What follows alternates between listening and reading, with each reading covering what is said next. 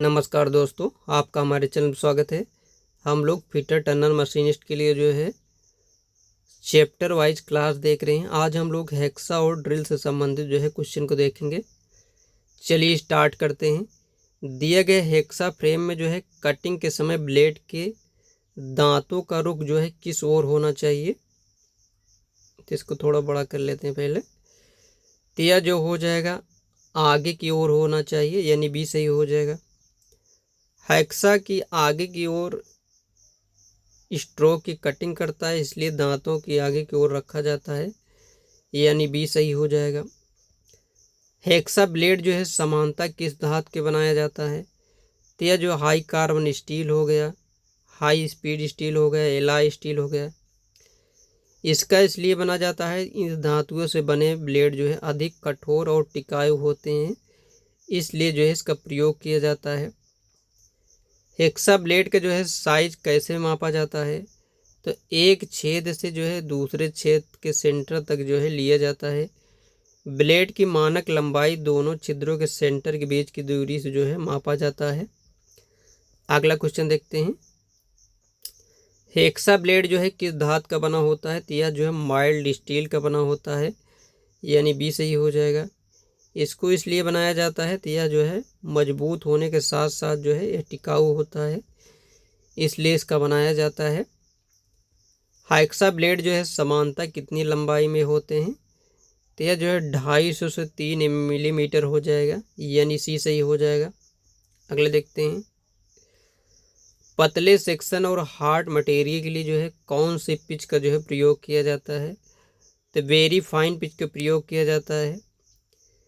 Fine pitch जो है पतले और कठोर पदार्थों की जो है कटाई साफ होती है, इसलिए इसका प्रयोग किया जाता है। अगला देखते हैं। मोटे सेक्शन और सॉफ्ट मटेरियल की जो है कौन सी पिच जो है उपयुक्त माना जाता है। तो यह जो है कोर्स पिच हो जाएगा, यानी बी सही हो जाएगा। कोर्स पिच में जो है मोटे मुलायम पदार्थों को जो है तेज कटाई के लिए जो है प्रयुक्त माना जाता है। अगला देखते हैं। अधिक कटाई गहराई में जो है कटिंग करने के लिए किस प्रकार का हेक्सा प्रयोग किया जाता है। तो डीप कटिंग फ्रेम हो जाएगा, यानी सी सही हो जाएगा। डीप कटिंग फ्रेम जो है गहरे स्थानों से आसानी से कटिंग करने के लिए जो है बनाया जाता है। अगला देखते हैं। हेक्सा फ्रेम में जो है ब्लेड कसने के लिए जो है कौन सा नट का प्रयोग किया जाता है। तो बिंग नट यानी फ्लाई नट हो जाएगा, यानी सी सही हो जाएगा। बिंग नट से जो है हाथ से आसानी से कस और ढीला किया जा सकता है। पतले ट्यूब को काटने के लिए जो है ब्लेड की पिच कितनी होनी चाहिए। तो 0.8 मिलीमीटर हो जाएगा, यानी ये सही हो जाएगा। अगला देखते हैं। ठोस पीतल को जो है काटने के लिए जो है ब्लेड का जो है पिच कितनी होनी चाहिए। तो 1.8 मिलीमीटर हो जाएगा, यानी सी सही हो जाएगा। अगला देखते हैं। हेक्सा ब्लेड की जो है चौड़ाई कितनी होती है। तो यह जो है 13 से जो है 16 mm हो जाएगा, यानी सी सही हो जाएगा। अगला क्वेश्चन देखते हैं।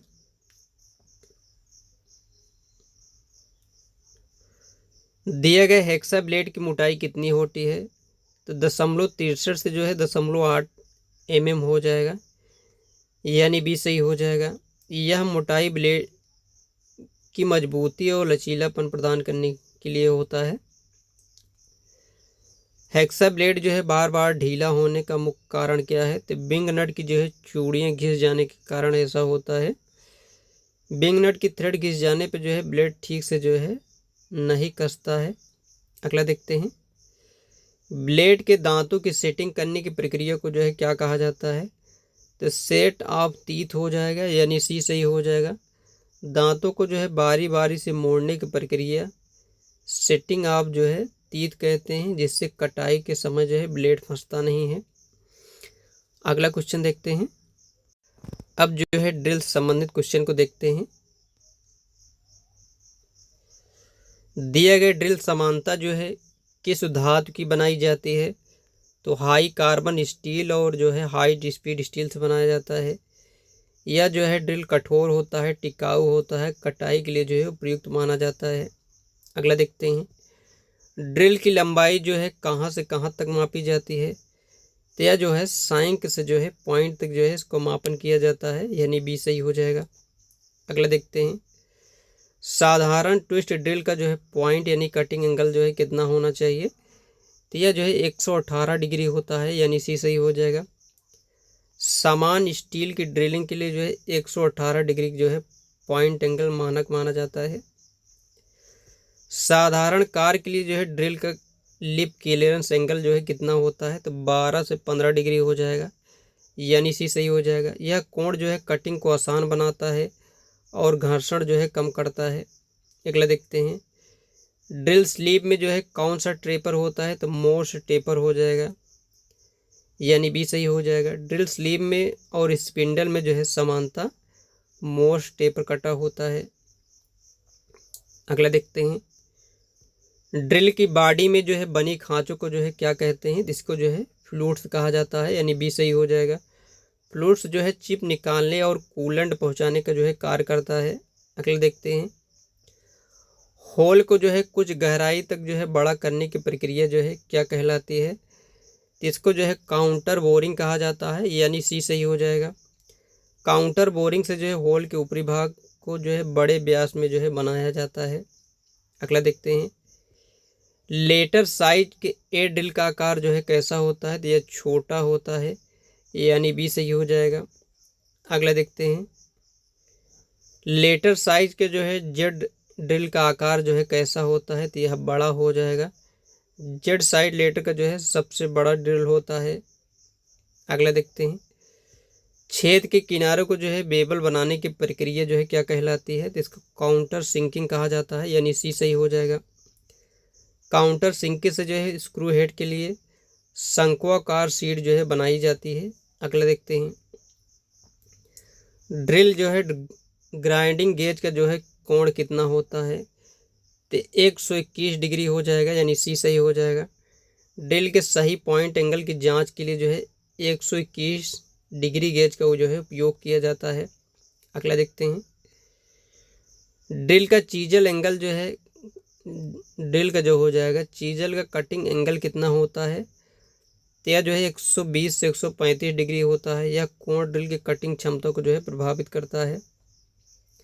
अगला देखते हैं, नंबर साइज में जो है सबसे बड़ा ड्रिल कौन सा होता है, तो नंबर 1 हो जाएगा। यह जो है 5.791 mm का होता है। नंबर ड्रिल में जो है 1 नंबर जो है सबसे बड़ा हो जाएगा और 80 नंबर जो है सबसे छोटा हो जाएगा। अगला देखते हैं, नंबर साइज का जो है सबसे छोटा ड्रिल कौन सा है, तो ये 80 नंबर को हो जाएगा। ये 0.343 mm का होता है। अगला देखते हैं, लेटर साइज का जो है सबसे छोटा ड्रिल कौन सा होता है, तो ये जो है ए हो जाएगा, यानी ए साइज का, तो ये हो जाएगा 5.944 mm हो जाएगा। अगला देखते हैं, लेटर साइज के जो है सबसे बड़ा ड्रिल कौन सा होता है, तो यह जो है सी हो जाएगा, यानी जेड हो जाएगा। इसका मान जो होता है 10.490 mm हो जाएगा। अगला देखते हैं, एक चक्कर में जो है ड्रिल जितनी दूरी अंदर तक जाती है उसको जो है क्या कहा जाता है, इसको फीड कहा जाता है, यानी बी सही हो जाएगा। फीड जो है प्रति चक्कर ड्रिल को जो है आगे बढ़ाने की जो है दूरी होती है। अगला देखते हैं, ड्रिल का जो है पॉइंट एंगल जो है किस पर निर्भर करता है, तो यह धातु पर करता है, यानी सी सही हो जाएगा। अलग अलग धातुओं के लिए जो है अलग अलग पॉइंट एंगल जो है चुना जाता है।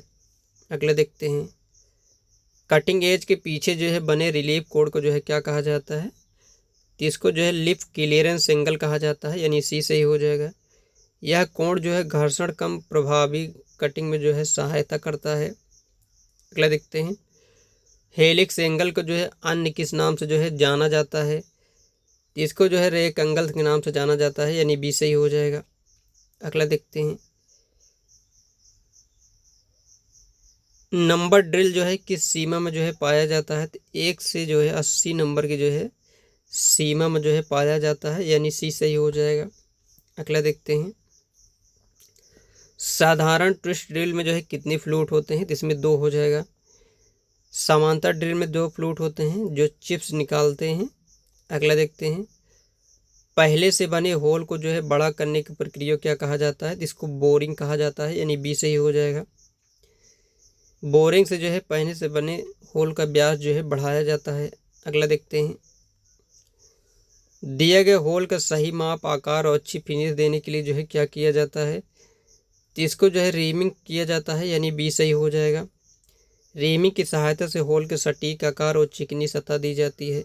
अगला देखते हैं, ढलाई किए गए जाब में जो है समतल सतह बनाने की प्रक्रिया जो है क्या कहा जाता है, इसको स्पॉट फेसिंग कहा जाता है, यानी ये सही हो। स्पॉट फेसिंग से जो है बोल्ट और नट के बैठने के लिए समतल सतह बनाई जाती है।